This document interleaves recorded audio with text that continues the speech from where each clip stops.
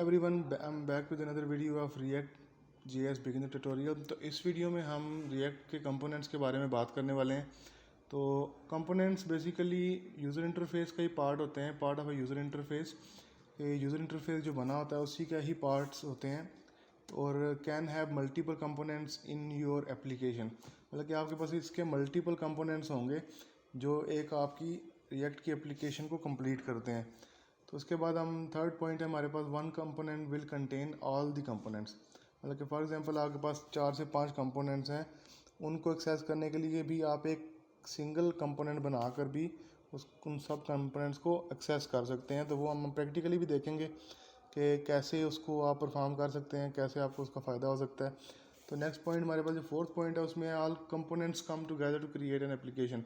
तो वही बात यहाँ पे भी लिखी हुई है कि आपके मल्टीपल जो कंपोनेंट्स होंगे उनको यूज़ करके ही आपकी एक एप्लीकेशन क्रिएट होती है। और जितने भी कंपोनेंट्स हैं आप उनको रीयूजेबल भी ये रीयूजेबल होते हैं, आप मल्टीपल टाइम भी उनको यूज़ कर सकते हैं जहाँ पर भी आपको ज़रूरत है। फॉर एग्जांपल आपने एक मैसेज शो करवाना है और मैसेज शो करवाने के लिए आपके पास एक मार्कअप है जावास्क्रिप्ट की फ़ाइल में जो आप रिएक्ट में लिखेंगे। तो आपने अगर उसके अंदर कोई मैसेज कहीं पे भी प्रिंट करवाना है तो आप उसको कॉल करके कंपोनेंट को अपना मैसेज या कोई भी चीज़ वहाँ पे शो करवा सकते हैं। उसके बाद components can also contain other components. जैसे कि मैंने आपको बताया कि मल्टीपल कंपोनेंट्स आप जो है एक कंपोनेंट्स के थ्रू कॉल कर सकते हैं। तो ये वही चीज़ है कि आप एक कंपोनेंट के अंदर मल्टीपल कंपोनेंट्स को कॉल करके अपना काम कर सकते हैं। तो हम इसकी एग्जांपल भी देखते हैं कि फॉर एग्जांपल हमारा जो रूट ऐप है हमारी, उसकी बात करते हैं। जैसे कि हमारे पास हेडर है, साइड नेविगेशन होती है हमारी वेबसाइट पे। फॉर एग्जांपल ब्लॉग आप बना रहे हैं, ब्लॉग की साइड नेविगेशन है, या ई कॉमर्स वेबसाइट की आपकी साइड नेविगेशन है। और मेन कंटेंट आपकी वेबसाइट का जो है वो आपकी पूरा पेज जो आपकी वेबसाइट का है वो मेन कंटेंट में आ रहा है। उसके बाद फुटर है। तो ये हमारे पास ये 4 कंपोनेंट्स हैं। अगर आपने फॉर एग्जांपल इसको रीयूज़ करना है, मतलब कि आपने इसको जो जितने भी 4 कंपोनेंट्स हैं आपके, आप इन सब को अपने रूट वाली जो ऐप कंपोनेंट वाली फ़ाइल जो हमने लास्ट वीडियो में देखी थी उसके अंदर आप इन सब को यूज़ कर सकते हैं। तो उससे क्या होगा, आपको एक ही कंपोनेंट के अंदर मल्टीपल कंपोनेंट्स की फैसिलिटी मिल जाएगी जो अपना अपना काम कर रहे होंगे। तो हमारे पास जो कोड है बेसिकली कंपोनेंट्स का वो कैसे होता है, तो components code is placed in a JavaScript file like app.js।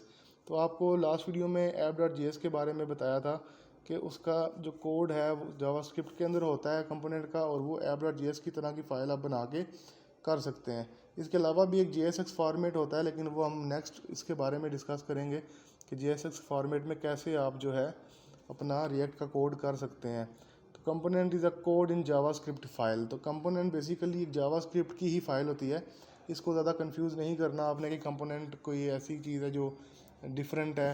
तो ये बेसिकली एक फ़ाइल ही होती है जावास्क्रिप्ट की। जैसा कि आपको लास्ट वीडियो में मैंने app.js की फ़ाइल दिखाई थी, index.js की फ़ाइल दिखाई थी। तो इस तरह बेसिकली आपके जो कंपोनेंट्स हैं बनते हैं। ठीक है, तो कंपोनेंट्स की 2 किस्म की टाइप्स होती हैं।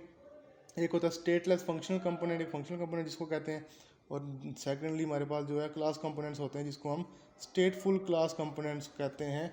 तो रेंडर मेथड बेसिकली जो आपका इस रिएक्ट में एक रेंडर मेथड यूज़ होता है जो आपकी क्लास कंपोनेंट्स में ही यूज़ होता है। अगर आप फंक्शनल कंपोनेंट की बात करें तो वहाँ पर जो है ये रेंडर मेथड नहीं यूज़ होता।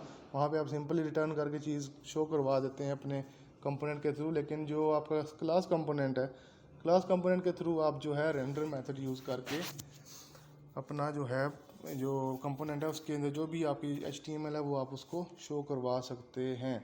तो अपने जो है कोड एडिटर की तरफ आ जाते हैं। तो जिस तरह आपके पास ये app.js की फ़ाइल थी और आपने देखा फंक्शन एक लिखा हुआ था, फंक्शन का नाम था ऐप, और उसके अंदर आप रिटर्न कर रहे थे ये HTML। तो ये बेसिकली आपका फंक्शनल कंपोनेंट है। हम जो है क्लास कंपोनेंट के बारे में नेक्स्ट वीडियोज़ में बात करेंगे और उनको कैसे यूज़ करना है, कैसे आप रिएक्ट की जो अपनी मॉड्यूल्स हैं नोड के और या उसकी अपनी लाइब्रेरीज हैं रिएक्ट की, वो हम कैसे उनको यूज़ करेंगे वो हम सारा आगे नेक्स्ट वीडियोस में देखने वाले हैं। तो आपने स्किप नहीं करना, ये बहुत इजी है। आपने सेटअप भी देखा है इसका, कैसे सिंपली आप इसको डायरेक्टली इंस्टॉल कर सकते हैं कुछ सेकंड्स में। और Node.js इंस्टॉल करने के बाद आपने बस कमांड देनी है और आपका रिएक्ट का जो है एप्लीकेशन आपकी क्रिएट हो जाएगी इन सब फोल्डर्स के साथ और इन कुछ 4 फाइल्स के साथ। तो ये बहुत सिंपल इंस्टॉलेशन है और सिंपल ही कोड है, इतना मुश्किल नहीं है। अगर आपको जावास्क्रिप्ट का नॉलेज है, HTML CSS का नॉलेज है, तो आप ये ईजीली रिएक्ट को सीख सकते हैं। और इसमें हम जो है मज़ीद आगे बात करेंगे नेक्स्ट वीडियो में। तो इस वीडियो में इतने रखते हैं, नेक्स्ट वीडियो में मिलते हैं और इस टॉपिक को, इस कोर्स को आगे लेकर चलते हैं।